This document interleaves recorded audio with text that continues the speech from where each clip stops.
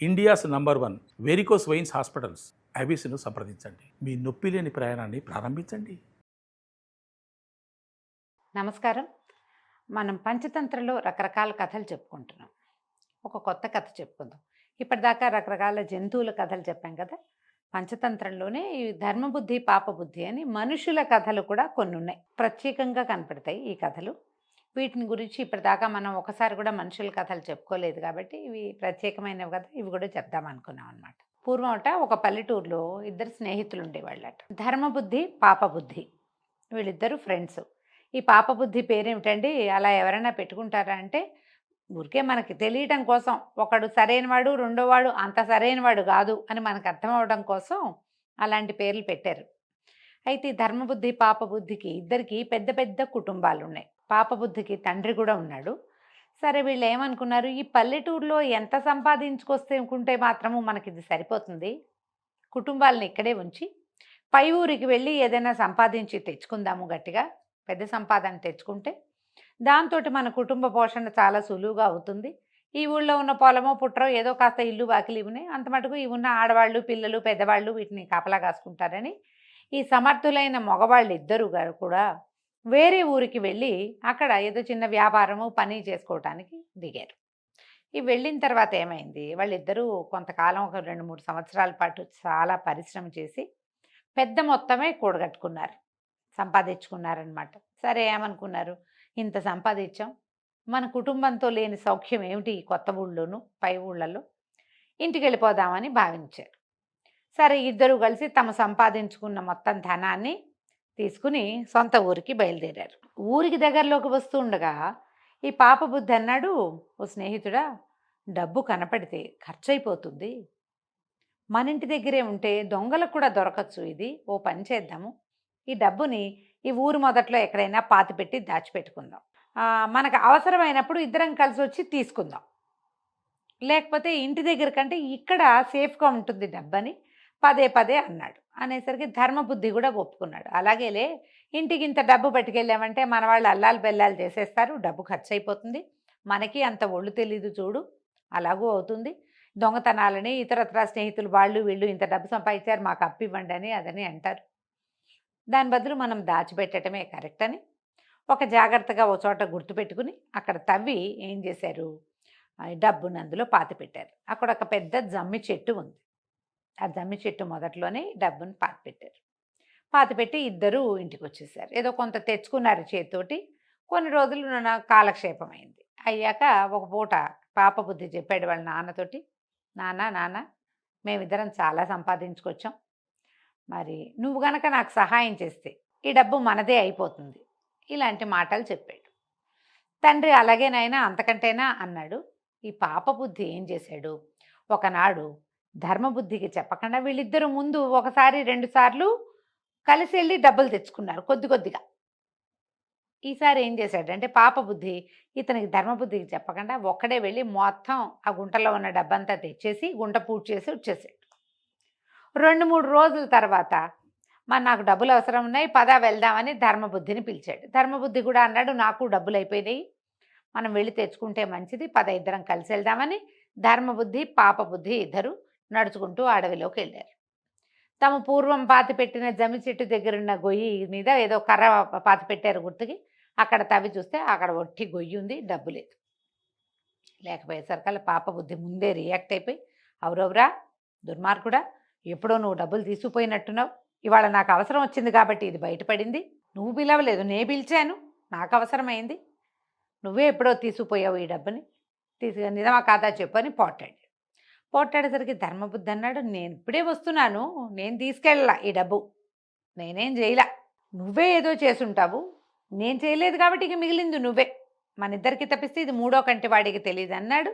ఇద్దరు కలిసి హోరాహోరీ వాదించుకున్నారు, నువ్వంటే నువ్వు అనుకున్నారు, చాలా హైరాన్ పడ్డాక ధర్మబుద్ధి అన్నాడు, ఇది మనం న్యాయాధికారి దగ్గరికి వెళ్ళి తేల్చుకుందాము, 3 సంవత్సరాలు కష్టపడి సంపాదించిన సొమ్ము ఒట్టిగా ఎవడో ఒకడికి సొంతం అయిపోతాం ఎట్లాగా, అలా కుదరదు, పద న్యాయాధికారి దగ్గరికి వెళ్దామంటే పాపబుద్ధి కూడా అలాగేనన్నాడు.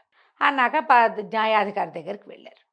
వెళ్తే న్యాయాధికారి అంతా విని, ఎవరైనా సాక్ష్యం ఉన్నారా, మీ ఇద్దరు డబ్బులు తెచ్చినట్టు కానీ అక్కడ పాతి పెట్టినట్టు కానీ లేదా ఎవరో ఒకళ్ళు తీసేసినట్టు కానీ సాక్షులు ఉన్నారా అంటే ధర్మబుద్ధి చెప్పాడు, సాక్షులు ఎవరు లేరండి, మేమిద్దరం ప్రైవేట్గా చేసిన పని ఇది, మా ఇద్దరిలో ఎవరో ఒకడే తీసి ఉండాలి, నేను తీయలేదు కాబట్టి ఇతను తీసి ఉండొచ్చు అంటే పాపబుద్ధి అన్నాడు, నేను తీయలేదంటే నాకు తెలీదు, కానీ సాక్షులు అంటే ఉన్నాయి, అక్కడ పెద్ద పెద్ద వృక్షాలు ఉన్నాయండి, వృక్షదేవతని సాక్ష్యం అడగచ్చు, నేను చాలా న్యాయబుద్ధి కలిగిన వాడిని, అంటే న్యాయస్థుణ్ణి నేను, వృక్షదేవతని అడిగి తెలుసుకోవచ్చు మనం అనేసరికల్లా న్యాయాధికారులు ఇద్దరట, వాళ్ళు కూడా సరేనన్నారు. రేపు ఉదయం వెళ్ళి మనం ఆ వృక్షదేవతని అడుగుదాం, న్యాయం అడుగుదాం, ఏమైనా సమాధానం చెప్తుందో చూద్దాము అనుకున్నారు. అనుకుంటే ఈ రాత్రి ఈ పాపబుద్ధి ఇంటికి వెళ్ళి వాళ్ళ నాన్నకి ఏం చెప్పాడంటే, నాన్న మేమిద్దరం కలిసి తెచ్చి సంపాదించిన డబ్బు మొత్తం మనదే అయిపోతుంది, నువ్వు గనక సహాయం చేస్తే అనేసరికి తండ్రి తప్పకుండా చేస్తాను అని చెప్పాడు. తండ్రులు అన్నవాళ్ళు ఏం చెప్పాలండి సాధారణంగా, ఒరే మీ ఇద్దరూ కష్టపడి సంపాదించిన సొమ్ము మీ ఇద్దరికీ చెందాలి, నీకొకడికే ఎలా చెందాలి, అది తప్పు కదా, ఈ పని చేయకూడదని తండ్రులు ఆపాలి. కానీ పాపబుద్ధి వాళ్ళ నాన్న ఆ పని చేయలే. కొడుకుని ఏ రకంగానూ కేకలేకుండా సరే ఏం చేయమంటావో చెప్పన్నాడు. చెప్పనగానే పాపబుద్ధి అన్నాడు, నాన్న అక్కడ ఒక పెద్ద జమ్మి చెట్టు ఉంది, దానికి పెద్ద తొర్ర ఉంది, నేను ఆల్రెడీ చూసొచ్చా, నువ్వు పోయి ఆ తొర్రలో కూర్చో, మేము రేపొద్దున అందరం వస్తాం, వచ్చాక మేము అందరు ఘోషణగా అడిగినప్పుడు ధర్మబుద్ధే ఆ డబ్బుని దొంగిలించాడని ఒక వాక్యం చెప్పు చాలు, నువ్వు ఇంక నువ్వేం చెప్పక్కర్లా, అది చెప్తే ఈ డబ్బు మందైపోతుంది అన్నాడు. సరేనని చీకటి మాటున ఈ పాపబుద్ధి వాళ్ళ నాన్న వెళ్ళి ఆ జమ్మి చెట్టు తొర్రలో జొరబడి లోపలగా కూర్చున్నాడు. తొర్రలు చీకటిగా ఉంటాయి, లోపల వెలుగు ఉండదు కదా, బయట నుంచి చూస్తే అందులో ఏముందో కనపడదు మనకి, చేయి పెట్టి తడిమి అలా చేస్తేనే కనిపిస్తాయి, పక్షులు మాత్రం చూడగలుగుతాయి, మనం అంత బాగా చూడలేము, ఆ చెట్టు పెద్దది, తర్వాత తొర్ర ఇంకా లోతుగా ఉంది. సరే ఏమైంది, మర్నాడు పొద్దున ఈ ధర్మబుద్ధి పాపబుద్ధి న్యాయాధికారులని కొంతమంది రాజభటుల్ని వాళ్ళని వెంబడి పెట్టుకుని ఈ చెట్ల దగ్గరికి బయలుదేరారు. ఇక్కడ ఏదో జరుగుతుందని వింత, అదేమిటో చూద్దాం, వృక్షదేవతలు సాక్ష్యం చెప్తాయిట, ధర్మబుద్ధి మంచివాడో పాపబుద్ధి మంచివాడో ఒక్క దెబ్బకి తేలిపోతుంది, ఆ వింత విడ్డూరం ఏదో చూద్దామని ఊళ్ళో జనాలు కూడా కొంతమంది బయలుదేరారు. అందరూ కలిసి ఈ వృక్ష సముదాయాలు ఎక్కడైతే ఉన్నాయో ఈ అడవిలాగా ఉన్న ప్రాంతానికి చేరారు. చేరేసరికి సరే అందరు నిలబడ్డారు. ఆ ధర్మబుద్ధి అన్నాడు, పాపబుద్ధి అన్నాడు, ఓ వృక్షదేవత, నేను ధర్మబుద్ధి ఇద్దరం కలిసి ఇక్కడ ధనం పాతి పెట్టింది నువ్వు చూసావు, ఈ ధనాన్ని ఎవరు దొంగిలించారో నువ్వే తెలియజేయి, నువ్వే మాకు సాక్ష్యం అని గట్టిగా ఘోషణగా చెప్పాడు. చెప్పేసరికల్లా ఇంతలో ఏమైంది, ఈ జమ్మి చెట్టు త్వరలో కూర్చున్నాడు కదా పాపబుద్ధి వాళ్ళ నాన్న, ఆయన అన్నాడు, ధర్మబుద్ధే ఈ ధనాన్ని దొంగిలించాడు, అతనే నిన్న దీన్ని తవ్వేశాడు, తవ్వి ధనం అంతా ధర్మబుద్ధి పట్టుకెళ్ళిపోయాడు అని చెప్పంగానే ప్రజలు న్యాయవాదులు న్యాయాధికారులు ఇద్దరు తెల్లబోయారు.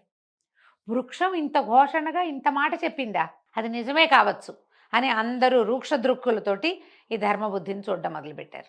ధర్మబుద్ధికి ఆశ్చర్యం వేసింది, నేను తీయనిదే, నేనేనాడు చేయలే అట్లాంటి పని, అసలు ఇతరుల సొమ్ముకి ఆశించేవాడినే కాదు, అలాంటిది వృక్షదేవత అయిన జమ్మి చెట్టు అంటే అతి దేవతా వృక్షం నా మీద దొంగ సాక్ష్యం చెప్తుందా, పైగా ఈ కంఠస్వరం ఏమిటి విన్నట్టుగా ఉంది, వృక్షాలకి ఇలాంటి కంఠాలు ఉంటాయా అని అనిపించి అతను ఏం చేశాడు, అటు ఇటు చూసి కొన్ని ఎండు పుల్లలు కాస్త గడ్డి గాదం అలాంటివి కనపడుతున్నాయి, ఆ పక్కన ఈ గడ్డి కోసుకుని జనాలు తీసుకుపోయేటప్పుడు కింద పడ్డ పరకలన్నీ ఎండిపోయి గడ్డి పరకలు కనిపిస్తుంది.